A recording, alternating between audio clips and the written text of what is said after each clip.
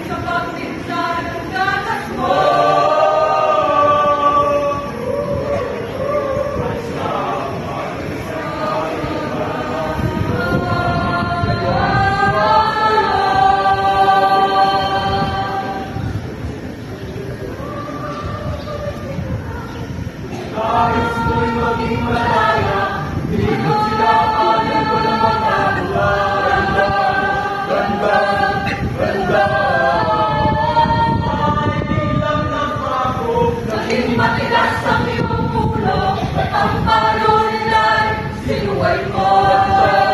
Ganda, ganda, di mo ba lang inisip na kanilang pinagaway? Siya'y sila. Pagkat ang nais mo'y maslot ang layaw mo, di mo sila pinapansin.